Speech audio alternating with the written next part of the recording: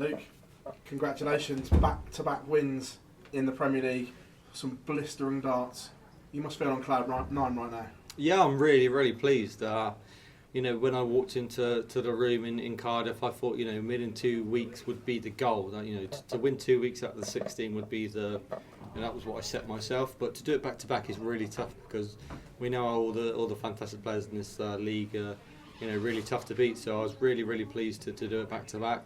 But I obviously want to go on and push on and make top four. But I really do believe that it's going to be a lot more than 24 points this year to get you through, like it was last year. I think it was, wasn't it? 20. I think it was, yeah. So I feel like it's going to be 28, 30 this year. So I'm going to have to keep pushing, working hard, and if I keep playing like I am, then I will get there. But the main goal is to make the top four. But these nightly wins are obviously fantastic for the confidence. Do you feel like you've got 1 foot at the O2 the way you're playing right now? No, honestly, Michael said that. Well, someone asked that to Michael about 3 weeks ago, and all of a sudden I'm above him. Your foot's not in until you're actually in. Honestly, I'm not thinking about it like to the fact where I'm already there. If I keep pushing and working hard and doing what Michael Smith and Gavin Price did last year, I didn't watch it, but I just know that they were winning nights every week, and they made sure that they was in. So that's what I'm going to keep doing. Keep working hard. I think the first game's always important. That massive 2 points every time. So my foot ain't in that top four until it's in. So hopefully that it doesn't come down to the last week. That's what you want to do. You don't want to leave it down to the last week and having to win this game and worry about results. So you're going to try and get yourself in there before week 16 happens. It's interesting the way you've put that. You've looking at it in a real mature manner, where Michael perhaps has got a little bit overconfident, saying he's already there. Do you feel that maybe he's got a little bit overconfident, saying he's already there with the talent on the show? Not particularly. I think he had his shoulder problem, didn't he? And then obviously tonight, you can't really blame him. He played fantastic and was against another fantastic lukelittler performance. So everyone knows he's a tough player to beat, Luke, and he was unfortunate tonight. But Michael's not the person to get overconfident. He knows what he needs to do, and you all know what he does. Every time people write him off, he comes back harder and plays better. So tonight, if he plays like he does tonight again in the next 3 weeks, he'll win another night. That's for sure. But for me, I don't like to be overconfident. I like to get my feet on the ground, and if I keep working hard and keep striving for more, then I'll put myself in the best position to be in the top four. Luke, many congratulations. Thank you, Phil. Luke, as the weeks go by and you've won a couple of nights and your results have improved, it feels like you're assuming the role of world champion. It's sitting more comfortably with you, and maybe you've sort of absorbing what you've gone through and the sort of all the drama after the Ali Pally. Would you agree with that? Do you feel like you're gaining that? Yeah, I would agree with that. I think sometimes it takes a little bit of time to understand your role.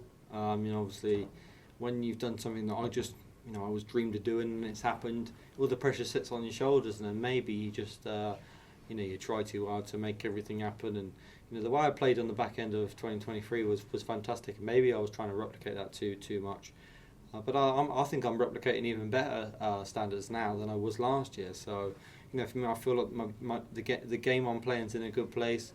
But the sport's in a good place. There's so many great players in this sport now. Lukelittler has obviously helped that. I think you got me, Michael, and Luke, and then Rob Cross all in massive form. But you got Gezi Price, Peter Wright, all these Nathan Aspinall, Michael Smith, all these people that can turn the form on straight away. So, for me, I think the sport's in such a great place. It really does excite me as someone that hopes that he's got many more years in the future of this sport. And as I said, now the euphoria has died down, and now you're getting results. Does that mean when you relax, it means it's maybe easier to get results? You're not thinking about it as much, maybe. Yeah, I think as a professional player, when you relax, you probably play your best darts. Sometimes you try too hard, and it does happen. It happens to me. It happens to every professional. Sometimes you try too hard to play well, but when you're relaxed, it's when you play your best. So for me, I felt like the last 2 to 3 weeks I've been more relaxed than ever, and I've produced more of my best. In the Premier League, I think I've done all right. To be honest, I think I've played a lot of great games, and not so many under par games. So if I keep playing the way I've been, then for me the sky's the limit. Thank you, mate. Luke, you're 2 points clear now, top of the Premier League. You've reached the first ranking major final. of 2024? Considering somebody called you the worst world champion we've had, it's not too bad, is it? Yeah, I don't think it's too bad, to be honest. I think, it's, you get some people that, get too worried about, the start. I think what people don't understand is the start I had this year is exactly the same as last year. I made quarterfinals in Bahrain. I made the quarterfinals in Copenhagen, which obviously now would have been Den Bosch. I was first game in the Masters. Didn't start the season off so great. It was exactly the same. So I don't think anything's changed from. And then, obviously the end of it was the thing. So you can only judge someone on how the season ends. To be honest, you can't judge them now. There's a massive season to go. But I think I'm playing as good as I am now, or even better than I was when I won the world title. So for me, I'm not panicking or worrying about the form or anything like that. I'll just keep working hard and keep striving for more. You beat Nathan Aspinall in a final who dumped out Luke Littler. With what Luke's done, when he goes out of a tournament, is it almost like when Michael used to go out of a tournament and eyebrows get raised, that whisper that he's out now, we've got a real chance, or is that not quite like not that? at all. There is no excitement when Luke Littler loses, because, like I keep telling this, there's 8 players there that can all beat each other. It doesn't happen all the time. It doesn't happen every week. Peter obviously hasn't been at his best, but he almost beat Luke, didn't he, in that game where no one probably would have given him a chance. So, there's no excitement if he loses, because, like I tell you, everyone's beatable in this game. And if I'd have played Luke in the final, I'd have still believed I could have beat him, just like he would have believed, he could beat me. But it was Nathan. I had a job to do, and I did it. You said that your goal in the Premier League was to win 2 nights, which you've now done. You said your goal was to also win 1 major a year. You've reached 1 final already. Do you feel like, given the ability that you have and what you have done and are doing, that your goals are sometimes set too low? Yeah, because I know I keep saying it all the time, but I just know the sport is such a hard one to achieve so much that you don't want to set your goals too high. If you're setting yourself goals of winning 2-3 majors, it's you're going to be setting yourself up for disappointment and failure. In my opinion, I think 8 or 10 majors this year, you'll probably see 5-6 different people win their majors. You might have a couple where someone will win a couple and stuff like that, but we're not in one person dominated sport anymore. I think that's what makes it so fantastic. I think I set my goals in a standard where I feel like they're achievable, but I guess the point where you think it's probably not worth setting goals, because anything can happen in the sport. You don't want to disappoint yourself if you don't win a major and stuff like that. So for me, the goal now is just to keep playing like I am and win as much as I can. Cheers, Luke. Thank you. Thank you. Luke, congratulations again. Thank you. You and Luke Littler are obviously stealing all the headlines within the sport this year. But we're starting to see a bit of an attitude change with Luke. Obviously, he's very confident on the stage. You have much more of a humble approach in how you go. You're obviously not setting any expectations upon yourself. Do you think that gives you a bit of a psychological advantage on that stage at all? No, not in particular. I think Luke's obviously it's his first year, isn't it? He's got to learn. He's going to learn a lot. I don't think he's. I spoke to him earlier, and obviously everyone knows this. It was news on it about what happened between him and Ricardo, but it goes the ways he wants, isn't it? It's up to him if he wants to. I look at it as if he goes that way against me in 147, I'll be happy, because I feel like he's got less of a chance of taking out than he would if he went the normal way. But he's young, and I said to him, you just do what you want to do, Luke. Don't let anybody influence you or tell you what you should or shouldn't do. There's no arrogance in him going that way. If he feels that's the way for him, then he should do it. I think he's, like I say, he's still learning. He's got a long future in this sport. We all know that. It might not be what everyone expected. They probably would have thought he'd have won a couple of nights in the Premier League, but I pretty much assure you will win a few in the next 9 or 10 appearances. Yeah, I think he'll win a couple. But he's playing great darts, so I think he deserves a lot of credit, and he's making the sport bigger than it's ever been. Following the Euro Tour, he made quite a statement saying that he feels like he's the FA Cup final for most players on the tour now. What obviously you're the man to beat, the reigning world champion, the world #1. What do you make to that statement?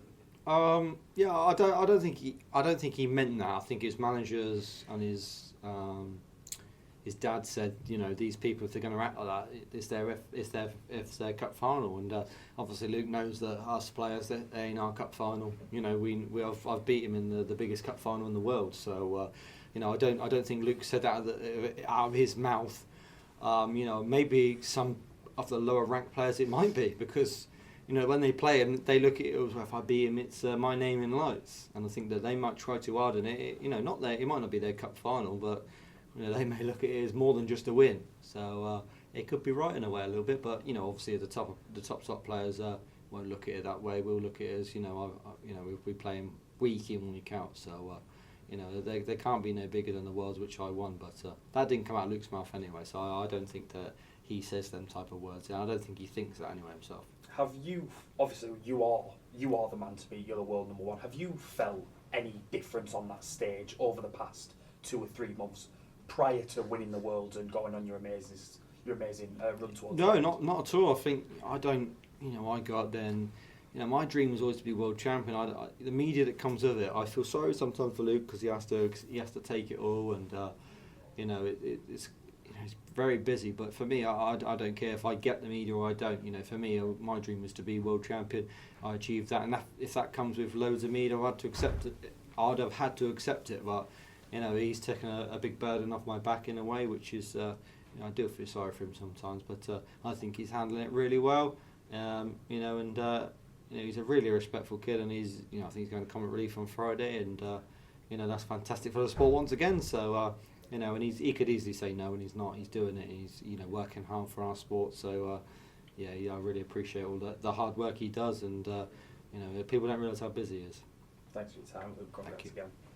Lou, just quickly from me, is this where you've always wanted to be, competing week in, week out with the very best, and then also on top of that being announced as the world number one and world champion every week as well? Yeah, this is my dream. This is everything I always would have just thought of in my sleep about 5 years ago that never believed was possible. So every time I get announced that I was the world champion, it's a special feeling. And for me, even if I don't win the world championships next year, I'll always get announced as a former world champion. That's always going to be on my resume now. So it's exciting. It's an exciting prospect for me because you never really know what you can achieve in the sport until it happens. So it is, like you said, a really, really lovely feeling. I do really feel I belong here, and this is the grounds that I want to keep playing in, and Premier League, it really is all I expected it to be. And is the Premier League and the match play the aims for this year at least? You must have heard my previous interviews. It is. Them two are the two that obviously I want to really tick off, whether it's this year or the next 5 years, and the World Cup. That's the three that I obviously set my eyes on. But I set my eyes on every major. Every major I played in the UK would have been a lovely one because that's a really, really tough one to win. I didn't. But, these are all... every major you play in, you really want to win.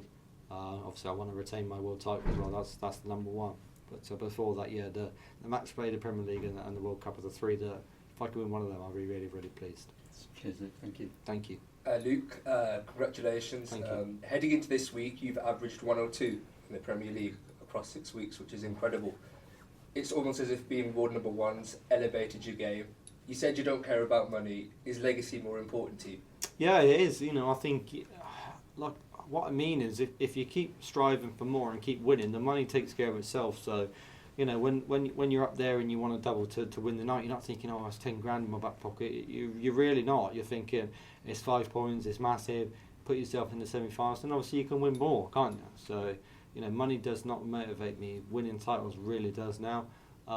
The feeling of winning, it means much more than anything. So, as I walked off, I was, the money can't buy that sort of feeling you feel.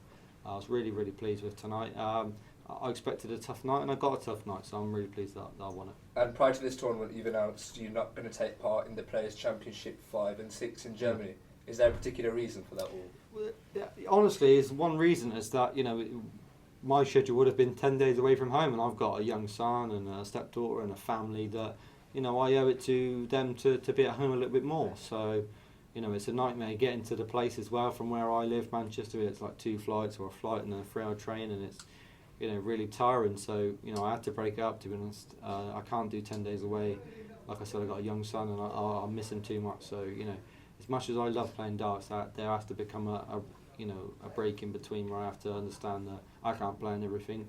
And I get to go home tomorrow morning and see him for a day, and then I go away again for an exhibition. So, but come back on the Sunday, which I wouldn't have done.